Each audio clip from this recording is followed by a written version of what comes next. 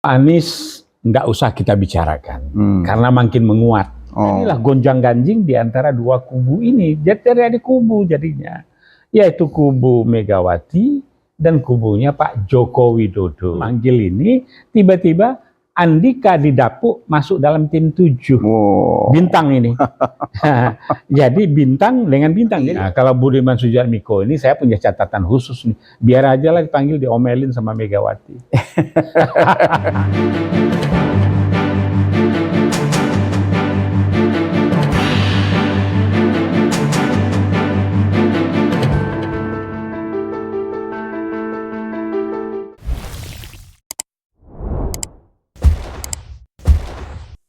Assalamualaikum warahmatullahi wabarakatuh. Waalaikumsalam warahmatullahi wabarakatuh. Jumpa lagi di Has Channel dengan bisik-bisik politik kenegaraan dengan Profesor Abbas Taha yang setia menemani Habib Has untuk berbisik dan berbagi ilmu tentang kenegaraan. Banyak isu yang telah kita bahas, tapi semakin hari semakin hangat dan tidak habis-habis mengikuti situasi terkini yang memang ya perlu kita bahas, perlu kita bicarakan sehingga menjadi proses pencerahannya, Prof. Ya, kira-kira begitulah, Bib. Gimana? Sehat? Alhamdulillah. Alhamdulillah. Terima kasih waktunya, Prof. Ini awal Muharram ini semoga menjadi suatu proses yang awal yang baik ya, karena saya melihat sendiri malam 1 Muharram itu hampir di seluruh Indonesia tuh berkibar obor. Obor termasuk di Pondok Cabe ini tuh semua masyarakat keluar dengan obornya tuh, dengan semangat kegembiraan. Nah, di situ melihat kita bangga ya sebagai rakyat Indonesia, hiruk pikuknya di atas, hiruk pikuknya perdebatan politik, tapi di bawah itu merasakan kesejukan yang ya itu perlu kita ungkapkan. Walaupun juga lapar berjalan terus. Ya, di satu sisi ya, satu tapi sisi, di sisi lain kegembiraan bertambah. Ya, disitulah ketakwaan ya umat itu mensyukuri ya awal Muharram itu dengan dia gembira gitu loh. Nah, di sisi lain yang selalu kita bahas. Nah, kembali lagi ke topik kita ini yang selalu kita bahas tentang Pilpres ini, gitu. Mungkin Prof lihat peta-peta ya, terkini. Begini, Pilpres itu begini, Bib. Kalau Anies nggak usah kita bicarakan, karena makin menguat. Andai pun dicopet oleh Pak Muldoko, ini terminologi ini dari Romazori ini, nggak usah khawatir, karena sudah ada partai gerbong besar yang akan bergabung untuk memenuhi presiden threshold-nya. Oke. Nah, itu soal koalisi perubahan. Namun disayangkan kompetitor daripada Anies ini 2 atau 3 atau 4 lagi pasang. Ini ada yang nggak selesai, Bib. Nggak selesai atau belum selesai? Belum selesai, tapi harus selesai sebelum pendaftaran. Capres. Iya. Itu antara Ganjar dan Prabowo. Iya. Jadi karena begini, ini gitu ya. Diawali Ganjar Pranowo ini itu kan ya adalah yang digadang-gadang oleh Pak Presiden Joko Widodo. Joko Widodo gitu kan. Nah, yang sudah disiapkan untuk sebagai pengganti, sebagai penerus ya. Dan sistem supportnya juga luar biasa. Tiba-tiba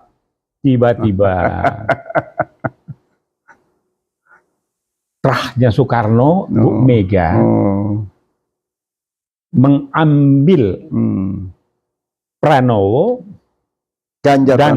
Ganjar Pranowo dinobatkan sebagai capres petugas partai PDI. Tadinya kan gubernur petugas partai.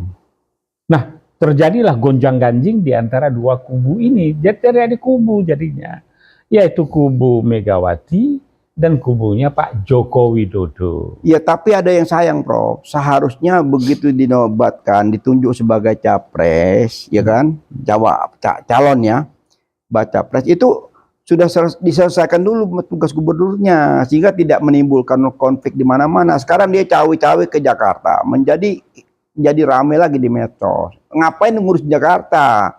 Kotamu masih berantakan, di Brebes masih daerah Jawa Tengah masih kemiskinan begitu dahsyat. Ngapain ngurus ibu kota? Itu menjadi gonjang-ganjing ramai sekali. Cuma gonjingan itu, Bib.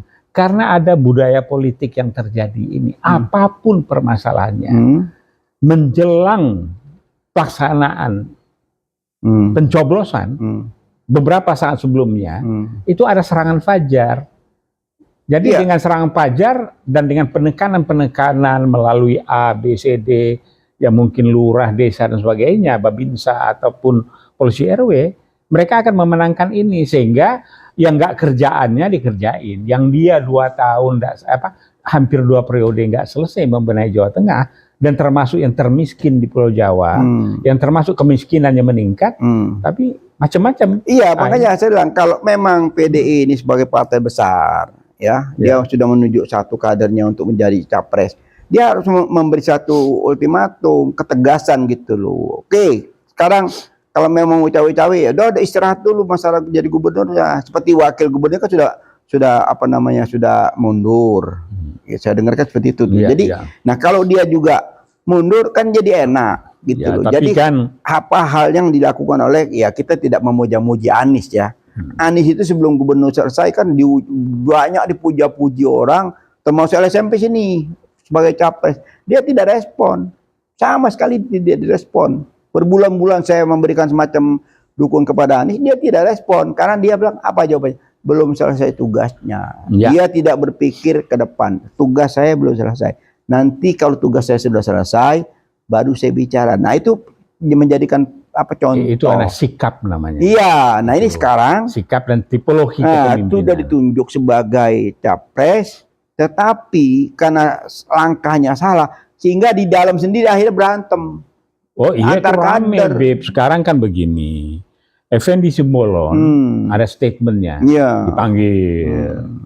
Kemudian Trimedia juga dipanggil. Dan hebatnya lagi, dalam proses panggil memanggil ini, tiba-tiba Andika didapuk masuk dalam tim 7. Bintang ini. Jadi bintang dengan bintang. Jadi perang bintang antara pendukung Ganjar Pranowo dengan Prabowo kan begitu. Nah, jadi dalam hal ini, tapi ada lagi satu nih, Pak, benar apa enggak ini? Ya, di situ Hasto. Ini mungkin lidah tak bertulang ini ya. Nah, seperti lagunya siapa nih, Bruri atau lagunya siapa ini?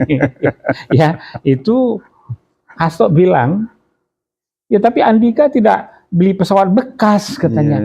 Masya Allah, ini menohok betul. Padahal, ya enggak, Kementerian Pertahanan sedang disoroti masalah pembelian pesawat ex-Qatar yang sudah berumur 20 tahun lebih. Dan kayaknya nggak jadi itu, mudah-mudahan. Nggak jadi. Iya, karena banyak sorotan di mana-mana. Iya, tapi dulu pernah juga waktu Habibie, dulu beli tanker bekas. Tapi tanker bagus, karena Habibie itu nggak sembarangan dia memutuskan.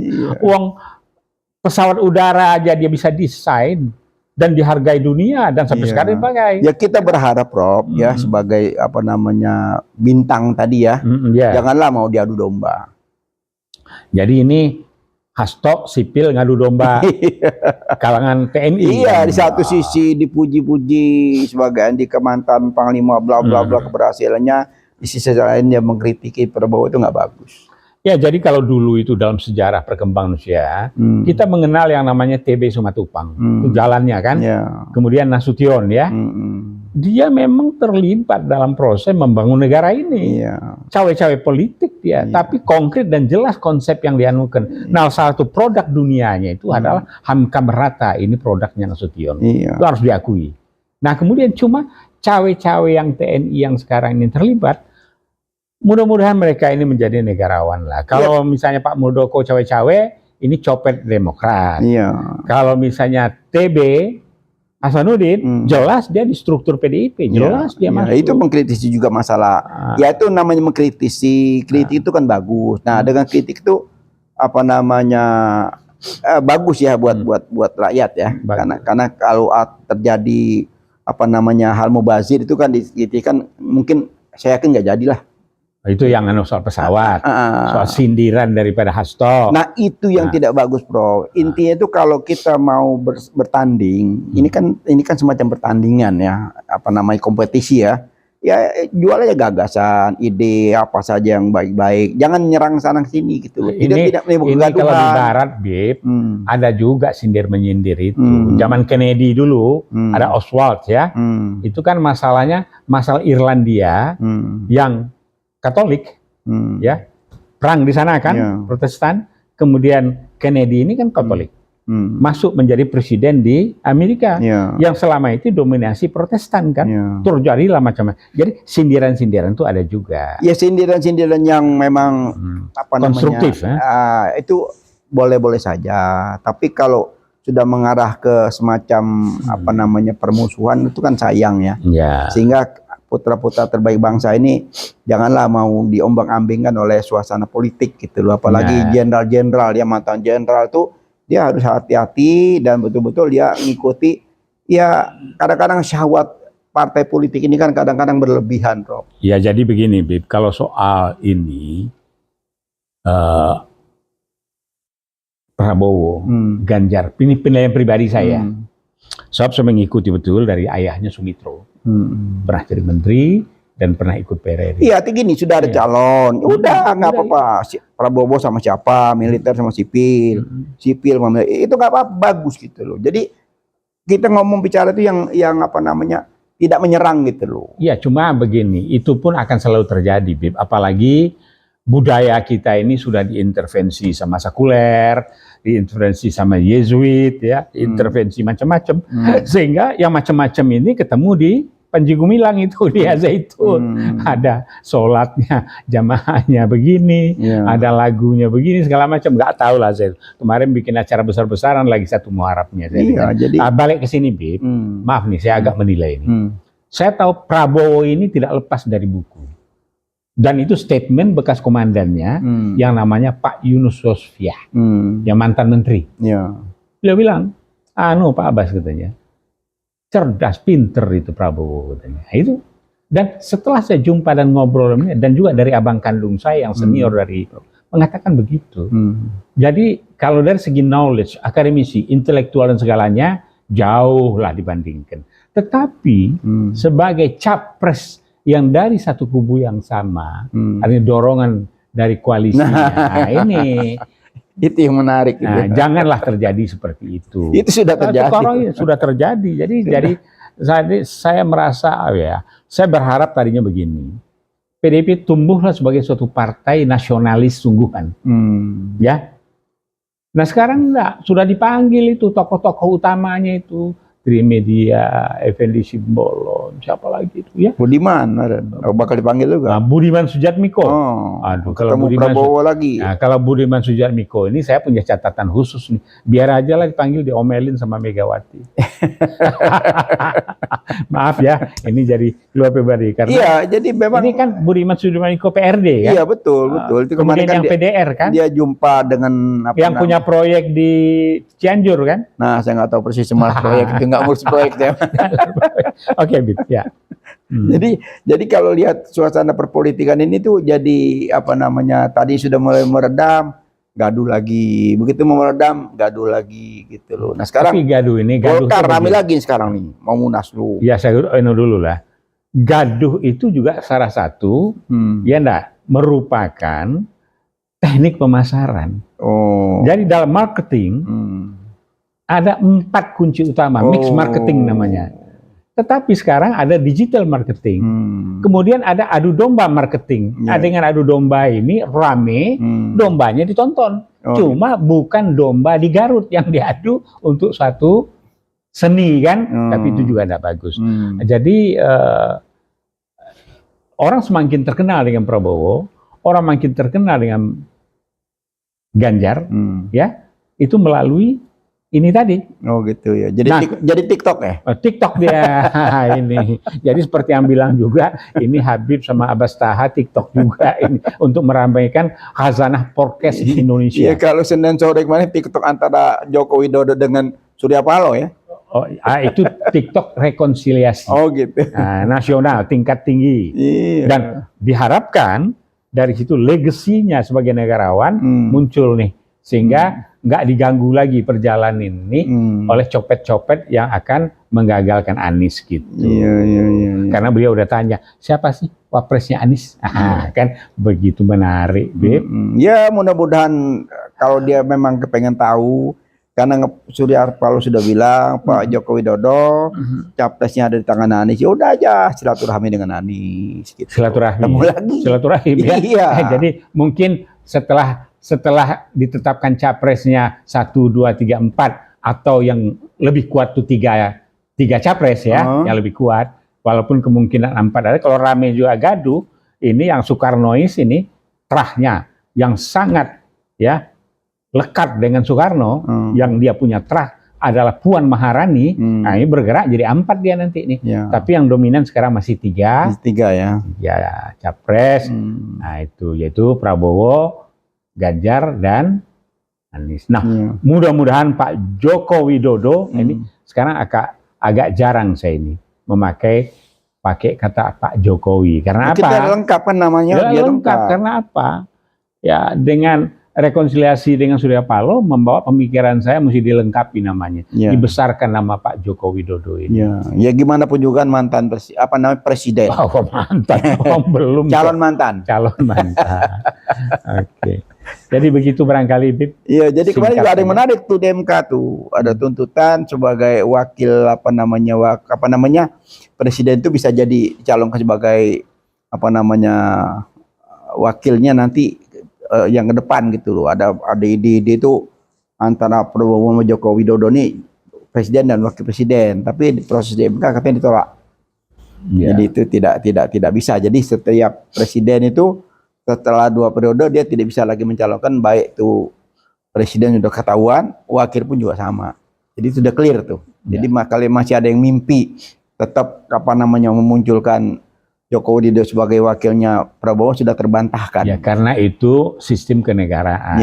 Tapi kalau sistem yayasan, kalau pembina itu seumur hidup. Nah kemarin masih ada yang iseng bro, masalahnya. Masih ada yang iseng tuh di MK, masih ada yang iseng aja, kepengen. Cawe-cawe konstitusi ya. Iya, itu tadi yang proses untuk status quo ini masih bertahan kan, masih kayaknya belum selesai gitu. Tapi satu-satu sudah rontok nih, satu gitu loh. Nah rontok terakhir masalah menjadi wakil pun sudah tidak memungkinkan gitu. Oke, Bib, yang ini sudah rasanya. Ada yang menarik lagi, Bro. Apa lagi tuh? Nah, yang menarik itu nanti begini, Bib. Kita diskusi tentang kira-kira apa sih gagasan dan apa saja yang akan dilakukan oleh Anies Baswedan saat ditetapkan menjadi presiden. Ini perlu sekali. Wah, itu banyak, Bro. Tapi banyak sekali. Nanti masukan dari kita nanti. Iya, nanti setelah ini. Jadi yang ini kita kasih masukan. Nah, kira-kira dalam minggu depan lah mulai kita bicara. Kita kasih masukan itu segudang itu. Macam-macam. Kalau segudang nanti bingung dia cari yang mana kita cicil. Kita kasih masukan cicil. Bukan setting priority yang kita namakan Renstra, rencana strategi ke depan daripada seorang namanya Anies Baswedan, walaupun beliau punya tim 8, walaupun dia mempunyai tim ahli yang banyak, tidak salah juga. Ya, kita punya tim 1000 nanti. Khas Channel juga memberikan kontribusi. Ada tim 1000 nanti. Gagasan pakai nggak dipakai, hak prerogatif daripada beliau, kan begitu. Karena ini 1000 masalah kita nih, jadi mesti ada tim 1000 yang untuk bantu bagaimana koalisi perubahan nanti bisa lebih hebat gitu. Ya, acuannya tetap adalah konstitusi, mengimplementasikan pembukaan dan dasar 45 dalam sistem kenegaraan yang berakar pemikiran trias politika Montesquieu, kemudian dijabarkan di dalam negara NKRI yang menjadikan Pancasila sebagai falsafah negara-negara, hukum terus sehingga masyarakat adil makmur dan rahmatan lil alamin. Prof nggak penasaran yang saya mau sampaikan tadi? Ada yang benar-benar luar biasa. ini biar kita buat kayak konsultasi Nasdem. Biar netizen kita mikir nih apa yang mau dibicarakan, karena apa? Kemarin berbicara pengen tahu nih Anies nyebutin wapresnya apa enggak? Iya. Enggak, gantung. Kemudian ada komentar ke Gurung, oke dah lah. Udah. Jadi ya itu, jadi apa namanya, di satu sisi kan orang itu kan tidak memahami ya. Semua ini kan adu strategi, ya kan, adu strategi, adu apa namanya, adu kecerdasan ya, bagaimana untuk memenangkan Pilpres. Ini kan banyak caranya gitu. Jadi tidak bisa kita desak-desak siapa wapresnya itu. Ini gatel. Nanti Bib, ada yang namanya kecerdasan. EF Saifullah mengendorse satu kalimat kecerdasan politik. Kagum saya sama anak muda ini. Tapi nanti kita bahaslah bagaimana kecerdasan politik itu dalam adu strategi. Ini yang Habib maksud kan? Kemudian tapi satu hal, ada kecerdasan emosional. Ini yang dimiliki oleh Akbar Tanjung sehingga dia sukses. Kemudian ada kecerdasan spiritual. Inilah yang dimiliki oleh Abdullah Hehamahua dan Anies Baswedan. Nah, kalau kombinasi itu semua, maka jadilah itu Anies Baswedan. Mudah-mudahan tidak berlebihan kita. Kita bahas nanti, Bib. Ya, kembali ke kecerdasan politik. Ada satu Prof yang saya mau sampaikan. Ya. Wah, apa itu? Ini luar biasa. Seorang anak Presiden Joko Widodo didesak oleh apa namanya Mbak Rosi, kalau nggak salah, tentang bapaknya, tentang orang tuanya, pulang saja ke Solo katanya. Ini yang ngomong Kaisang atau Gibran nih? Gibran. Oh, Gibran bilang. Dia bilang, gimana kalau bapaknya ditambah lagi 2 tahun atau berapa? Tidak. Bapak pulang saja ke Solo. Wah, bagus. Jadi seorang beda kalau begitu dalam kecerdasan politik, beda dengan Ertugul. Tahu Ertugul? Ertugul ini ayahnya Utsman. Dia enggak. Dia tidak serahkan pada adiknya, hebat juga Sunan Dar. Tapi dia serahkan menerus untuk membangun Turki itu di dalam melaksanakan dan menyebarluaskan syahadat. Ya nah, itulah yang menjadi Turki Utsman B, Ertugrul B. Nah, jadi sekarang Gibran B yang menyuruh ayahnya pulang ke Solo. Oke, itu aja lebih. Makasih Bang. Ini kan luar biasa kan. Seorang wali kota yang apa namanya menjadi magnet sendiri. Hampir semua tokoh berdatang ke sana. Ternyata punya pemikirannya luar biasa. Ya, yang datang tuh luar biasa lagi ya, enggak? Iya, makanya saya apa adanya ya, LSMP sini kita selalu apa adanya, kita menyampaikan, mengkritisi perilaku politisi, ya kalau memang kita puji ya kita puji, kan gitu kan, apa adanya. Tapi kita puji seorang wali kota namanya Gibran yang pernah di Ubaidillah ajukan untuk disidang, malah didatangi oleh tokoh-tokoh ke sana. Iya, waktu itu kan pernah juga waktu Anies datang ke Solo, dia terima Anies di Solo sana, dia pergi ke pengajian, dia jalan bareng satu mobil, kan saya puji. Karena apapun yang dilakukan untuk kebaikan ke depan tuh buat apa namanya perpolitikan nasional kan bagus. Nah ini juga dia bilang didesak tentang ayahnya itu apalagi tambah setahun, tambah 2 tahun, apa dia tidak, pulang aja ke Solo. Jadi barangkali begini Bab, kalau kisahnya Umar, Khalifah, dia mau bunuh Rasulullah, nah, ketemu dia, Rasulullah di sana, begitu lihat adiknya lagi megang buku, ternyata Al-Quran. Kemudian didengarkan, diurut jadi. Nah mungkin begitu, Gibran ini ketemu Anies, dapat hujan barangkali, sehingga muncul statement tadi. Oke, ya, kalau ketemu Anies kan sudah lama kejadiannya, tapi akhir-akhir ini yang terbaru ya, mungkin itu, dia waktu dia cerna dalam. Nah, kalau saya bilang kecerdasan politik.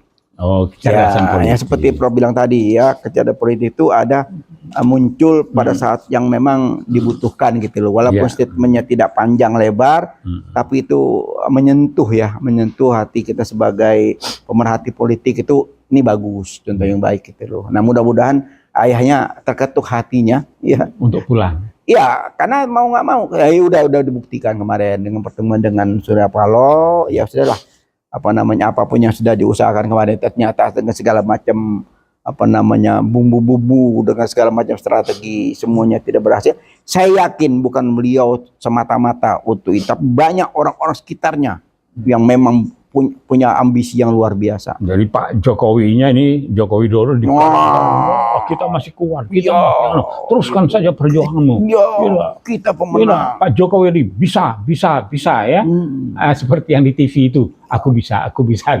Tapi ya Mbok perlu ada kecerdasan politik. Nah itu mungkin gara-gara juga seorang anaknya menyampaikan itu sehingga dia di Senin sore kemarin beberapa hari lalu pas di bulan Muharram ini beliau semacam rukun kembali kepada yang tadi berseteru sudah rukun, dan kita bersyukur dengan hal ini. Mudah-mudahan kerukunan ini menjadi kesehatan buat Pak Surya Paloh, buat Presiden kita Joko Widodo, dan buat elit-elit politik lainnya semua kembalilah ke jalan yang diridhoi Allah lah ya. Kalau kita ngomong benar nanti belum tentu benar ya. Jalan yang diridhoi Allah tuh ya tentunya yang lurus-lurus gitu loh. Jangan lagi yang neko-neko. Yang penting bangsa ini membutuhkan pemimpin, peralihan suksesi ini berjalan sesuai dengan amanat konstitusi. Oke. Cukup ya? Cukup, Bib. Cukup ya. Cukup. Baiklah, bisik-bisik ini masih tidak cukup juga. Karena Propambas ini luar biasa.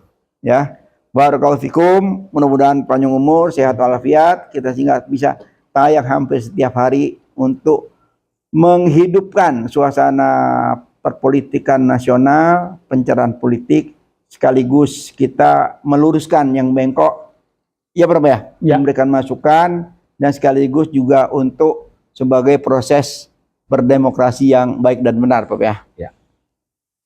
Wabillahi taufik wal hidayah. Wassalamualaikum warahmatullahi wabarakatuh.